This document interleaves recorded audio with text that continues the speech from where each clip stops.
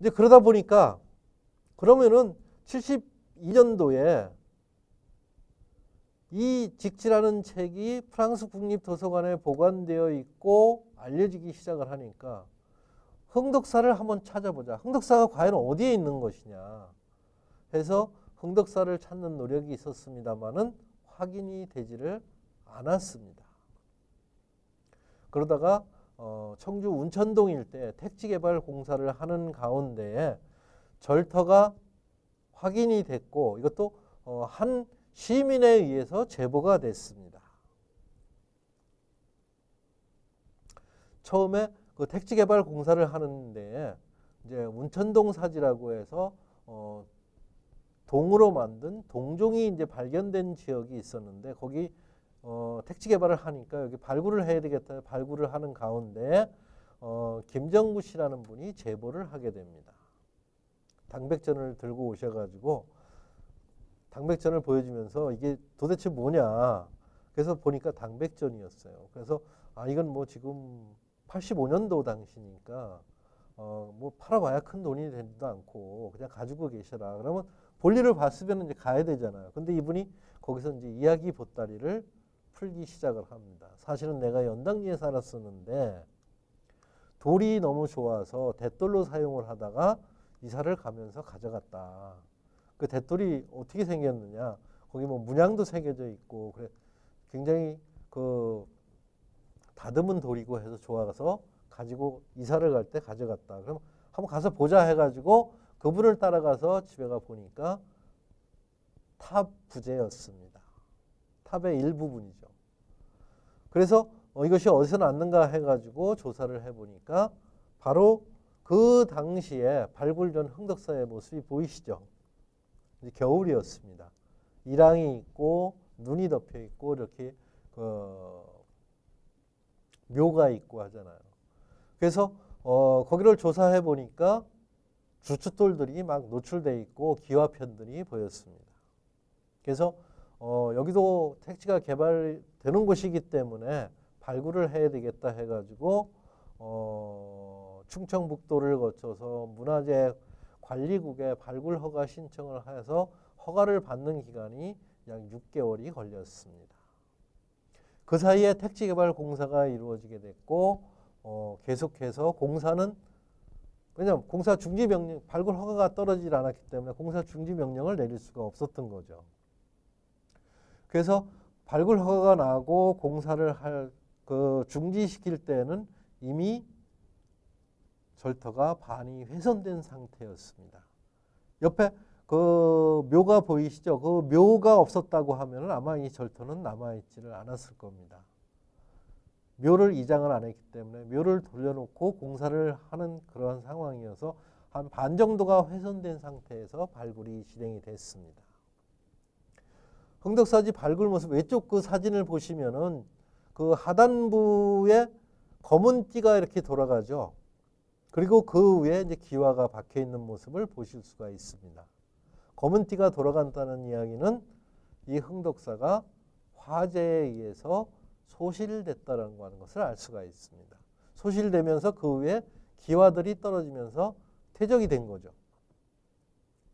그래서 당시의 절터의 그 지표면은 저 탄 흔적이 있는 부분이고 그 위에는 퇴적층에 해당이 됩니다. 발굴한 결과 기와가 일렬로 이렇게 발견된 것을 알 수가 있습니다. 화재에 의해서 흥덕사는 소실됐다라고 하는 것을 알 수가 있습니다.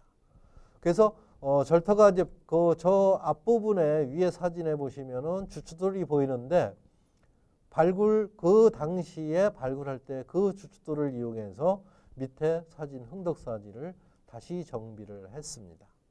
발굴이 거의 끝나갈 무렵에 개인이 유물을 주어서 발굴단에 신고를 했습니다. 신고를 해서 보니까 거기에 글씨가 있었는데 보면은 서원부 흥덕사라고 되어 있죠. 청동 금구라고 이렇게 부르는데 뭐 일명 반자라고도 하고 금고라고도 부르고 청동으로 만든 북입니다. 그 옆면에 서원부 흥덕사라고 되어 있죠. 흥덕사, 직지책에 청주목에 흥덕사라고 되어 있죠. 그러다 보니까 이곳이 바로 직지를 간행한 장소구나 하는 것이 확인된 겁니다. 그래서 직지를 간행한 흥덕사의 위치가 1985년 10월 8일 날 확인이 된 겁니다. 그래서 택지개발공사를 공사 지역에서 여기는 이제 보전 지역으로 되고, 그래서 토지개발공사에서는 여기를 보전을 개발이 안 되잖아요. 그래서 청주시에 이 땅을 기부채납을 하게 됩니다. 그래서 흥덕사지를 정비하면서 고인세 박물관을 92년도에 만들게 됐습니다. 여기 보시면은 왼쪽 부분에 이렇게 훼손이 됐잖아요. 오른쪽 부분은 건물지가 그대로 살아있는데 왼쪽 부분은 훼손이 절터가 해서 절터가 반 정도가 훼손이 된 상태에서 발굴이 진행이 됐고, 그리고 가운데 부분의 주춧돌들은 그대로 사용을 해서 오늘날 다시 복원을 했습니다. 그래서 처음에는 직지 반환 운동을 전개를 했습니다마는 이 반환은 아까 그 외규장각 도서는 병인장유 때 약탈을 당했다고 했죠. 그래서 2011년도에 외규장각 도서는 저희가 조건부긴 하지만 프랑스 국립도서관으로부터 반환을 받았습니다. 그게 의궤입니다. 조선 왕실 의궤들은 반환을 받은 상황이지만 직지는 약탈됐다라고 하는 흔적을 찾을 수가 없습니다. 그래서 바로 이제 직지 찾기 운동으로 전개를 해서 직지 찾기 운동 조례까지도 만들고 했습니다.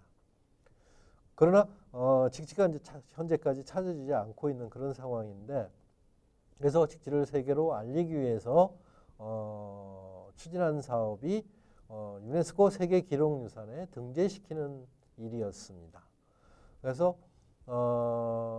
유네스코에서는 93년부터 그동안에 세계 문화유산들을 등재해서 관리를 해왔습니다.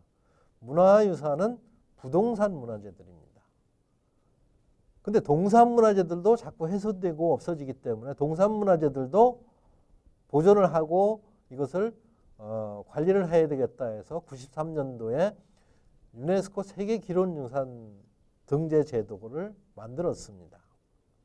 그래서 99년도 회의 때에 등재시키려고 신청을 했습니다마는 유네스코 본부에서 프랑스 국립도서관이 소장하고 있으니까 국립도서관에서 신청을 해라. 그 프랑스 국립도서관에 신청해 줄 것을 요청을 하니까 국립도서관에서는 우리는 등재시킬 필요성을 못 느끼겠다라는 답을 받았습니다. 그러니까 등재가 안 되는 거죠. 그래서 99년도 오스트리아 비엔나 회의에서 국제자문위원회를 청주로 유치를 했습니다. 그래서 2001년도 국제자문위원회 회의를 청주로 유치해서 청주에서 개최를 하게 됐고, 청주에서 하면서 그 당시에는 문화재청에서 승정원 일기를 신청을 했습니다. 근데 청주에서 하면서 유네스코 규정을 하나하나 살펴보니까 꼭 소장자가 해야 된다는 규정은 없었습니다. 그래서 유네스코 본부에 야, 너들 규정에 없지 않느냐. 그래도 프랑스 국립도서관에 의견을 들어봐라 해가지고 프랑스 국립도서관에 다시 의견 요청을 했더니 국립도서관에서는 신청하는 것에 대해서 자기들은 관여하지 않겠다 해가지고 회의 하루 전날 직지를 회의 서류에 집어넣습니다. 그래서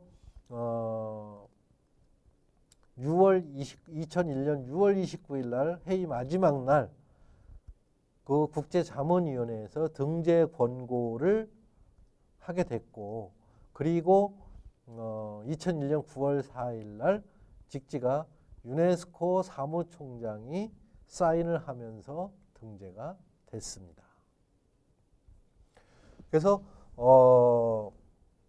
지금 현재 세계적으로는 432건이 유네스코 세계기록유산에 등재되어 있는데 그 중에 한국 거가 16건이 등재가 되어 있습니다. 밑에 그 사진이 직지가 유네스코 세계기록유산에 등재된 인증서입니다. 직지 원본은 프랑스 국립도서관이 소장하고 있지만 유네스코 인증서는 한국 청주 고인쇄박물관이 소장을 하고 있습니다. 우리가 2000년도 되면서 세계가 굉장히 떠들썩했습니다. 여러분들이 2000년도가 몇 살 때죠? 아마 태어나신 분도 있고 뭐 1살, 2살 이런 때였겠죠. 2000년도 뉴 밀레니엄 해가지고 세계가 굉장히 떠들썩했습니다. 마치 새로운 세상이 오는 것처럼 이렇게 떠들썩했는데 세계 유수 언론에서 그럼 지난 1000년을 한번 돌아보자. 지난 1000년 동안에 어떤 일들이 있었고 우리 인류가 발전하는데 어떤 일들이 있었고 우리 인류가 발전하는데 기여한 것들이 어떤 것들이 있는가.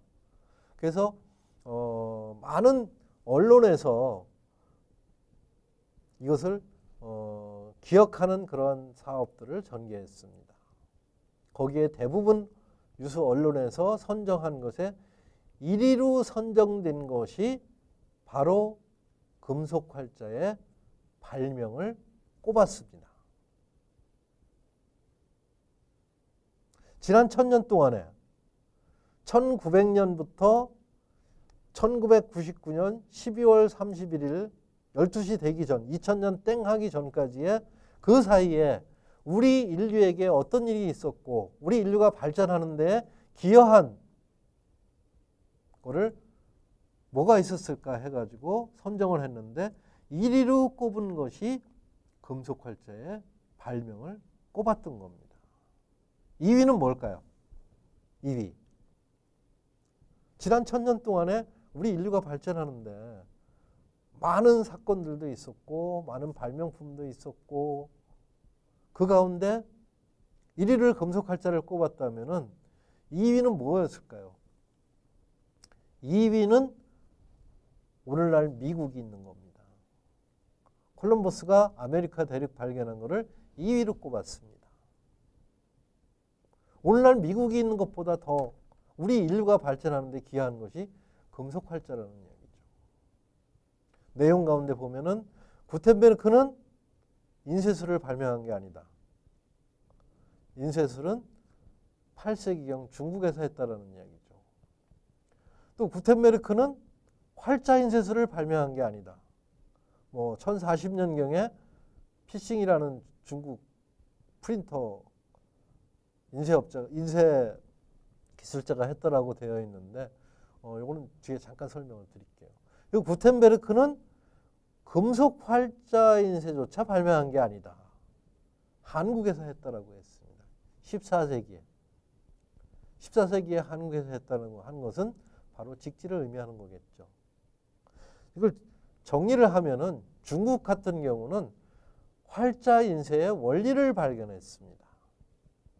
필승이라는 사람이 1040년경에 신관의 몽개필담이라는 책에 수록되어 있는데 교니활자를 만들었다라고 되어 있습니다. 교니활자는 뭐냐? 흙으로 활자를 만들었습니다.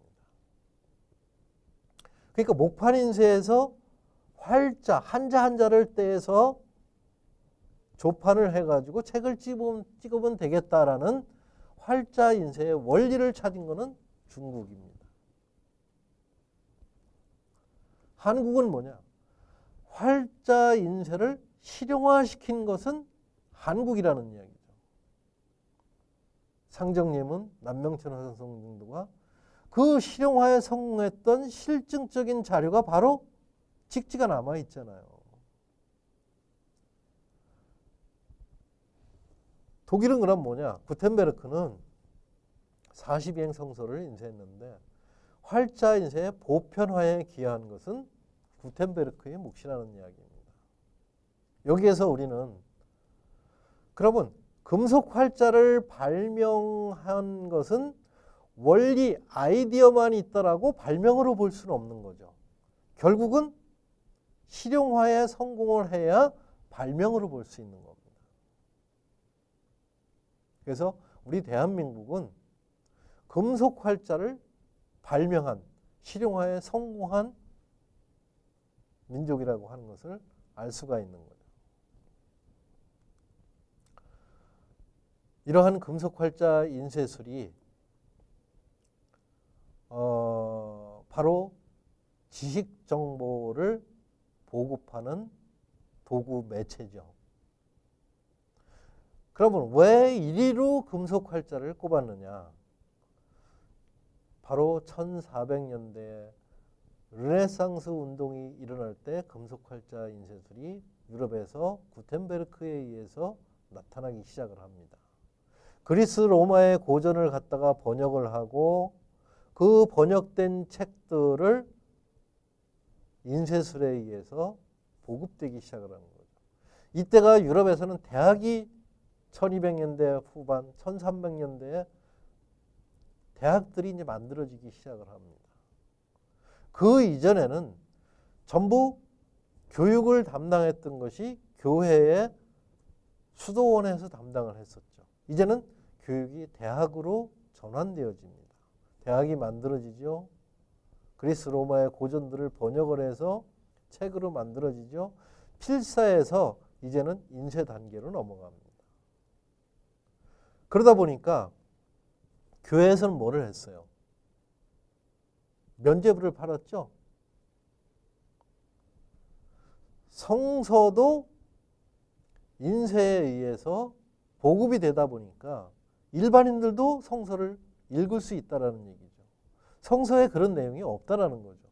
그래서 루터를 중심으로 해서 종교개혁이 일어나죠. 책이 활자 인쇄가 되면서 책이 수요와 공급, 책을 필요로 하는 수요와 공급이 폭발적으로 늘어나게 됩니다. 책을 통해서 결국 시민들이 지식이 쌓여가죠. 이제는 시민들이 왕권에도 도전을 하는 겁니다. 그래서 시민혁명이 일어나죠. 권리장전, 프랑스 대혁명, 시민혁명이 일어나는 거죠. 왕권에 도전을 하는 겁니다. 시민이 주가 되는 사회로 바뀌어지는 겁니다. 그러면서 이제는 과학 지식도 쌓여나가죠. 그러니까 어떻게 해요? 뉴턴이 사과 떨어지는 거 보면서 만유인력 법칙을 발견하잖아요. 과학혁명이 일어납니다. 과학혁명이 이제는 뭐로 발전하느냐? 영국을 중심으로 한 산업혁명으로 바뀌어집니다. 이게 1차 산업혁명인 겁니다. 그러니까 산업혁명이, 그러니까 과학 지식이 산업에 응용되죠. 전기기관차가 발명되고, 전기가 이제 발명되고. 그래서 2차 산업혁명이 전기가 발명되는 겁니다. 물자 산업혁명이 일어나면서 물자 생산이 많이 돼요. 이 물자 생산이 많이 되다 보니까 팔아야 되죠. 파니까 뭐가 생겨요? 돈이 들어오죠. 자본이 축적되는 거죠. 그래서 오늘날 민주주의로 발전하는 시발점이 된 것이 바로 활자 인쇄술로부터 시작해서 그 인쇄술에 의한 지식 정보가 쌓여서 우리 인류가 지난 1000년 동안에 발전하는 데 가장 큰 기여를 했다고 하는 것의 뿌리가 바로 금속 활자라는 이야기입니다. 우리가 오늘날 4차 산업혁명을 굉장히 많은 사람들이 이야기하고 있고 여기에 대해서 지금 화두로 되어 있죠. 1차 산업혁명이 전기기관, 18세기에 전기기관, 발명하고 한때입니다. 2차가 전기가 발명되고 하면서 2차 산업혁명이 일어나게 되죠. 이것이 19세기에서 20세기 초입니다. 전기가 만들어지고 하면서 우리 인류는 굉장히 큰 변화를 가져왔죠. 밤낮이 바뀌었잖아요. 밤낮이 없잖아요. 이제 전기를 이용해서. 3차가 1940년대에 이제는 컴퓨터를 만든 겁니다. 처음에 컴퓨터가 굉장히 컸죠. 부피가. 그 컴퓨터를 두고 할 장소가 굉장히 넓어야 됐잖아요. 그러다 보니까 이걸 적게 만들기 위해서 어떻게 했어요? 한 군데 고정이 되어 있었던 것을 이동하기 위해서 뭐를 만들었어요? 노트북을 만들었잖아요. 그 노트북도 이제 불편해. 이거 어떻게 했어요? 핸드폰에다가 집어넣어 버렸잖아요. 그게 바로 여러분들이 쓰고 있는 스마트폰이죠. 이렇게 스마트폰을 활용한 인터넷, 컴퓨터 한 대씩 여러분들 다 들고 다니시는 거 아니에요. 이게 3차 산업혁명입니다. 컴퓨터를 쓰다 보니까 이 데이터들이 쌓여요. 이 쌓이는 데이터들을 활용해서 만드는 게 뭐예요? 그게 빅데이터 아니에요. 컴퓨터를 활용해서 인공지능, AI. 이게 4차 산업혁명이죠. 이 4차 산업혁명의 뿌리를 캐고 들어가면은 어떻게 돼요? 금속활자죠. 금속활자에 뿌리를 캐고 들어가면은 바로 금속활자 발명. 그게 대한민국이잖아요. 컴퓨터 우리가 발명한 거 아니죠. 4차 산업혁명의 대표적인 거 컴퓨터라고 그랬잖아요. 컴퓨터의 발명이잖아요. 우리가 발명한 건 아니잖아요. 그러나 컴퓨터, 스마트폰 누가 보급시키고 있어요? 우리 대한민국이 보급시키고 있잖아요. 여러분, 제일 처음에 이야기한 미디어 혁명이 3차가 인쇄술이었죠. 4차가 전자미디어잖아요. 3차, 4차가 바로 우리 대한민국이 선도적인 역할을 하고 있다는 이야기입니다. 이 주기는 점점 빨라지고 있습니다. 그래서 결국 4차 산업혁명의 뿌리는 대한민국 금속활자 발명부터 시작된다는 이야기죠. 그 금속활자 발명의 대명사가 제가 이야기한 바로 직지입니다. 그러니까 여러분들은 이 금속활자가 최종 목적은 아닙니다. 최종 목적은 결국은 금속활자를 매개로 해서 책을 만들고 책 속에 담겨있는 지식 정보를 전달할 필요성을 가장 먼저 느끼고 그 필요성에 의해서 가장 먼저 금속활자를 발명한 민족이 우리 대한민국이라는 거죠. 그래서 여러분들은 4차 산업혁명의 주인공이면서 또한 그 뿌리를 담고 있는 그러한 민족의 자긍심과 함께 여러분들이 앞으로 5차 산업에 또 이끌고 갈 주인공이라는 거죠. 좀 뿌듯한 감이 느껴지지 않으시나요? 여러분들이 그 민족적인 이 금속활자 비록 책 한 권이지만 여러분들 이 책 한 권이 가지는 의미가 오늘날 사실은 금속활자 발명의 대명사로서 이 상징적인 의미가 굉장히 크다라고 이렇게 생각이 되어집니다. 민족적인 자긍심을 가지시고 바로 4차 산업혁명 시대에 우리가 대응해야 될 여러분들이 거기에 주인공이라고 생각이 되어집니다. 대한민국을 이끌고 나갈 주인공으로서 자긍심과 긍지를 가지시고 생활하신다면 더더욱 우리의 앞날은 밝아질 거라고 생각합니다. 고맙습니다. 감사합니다.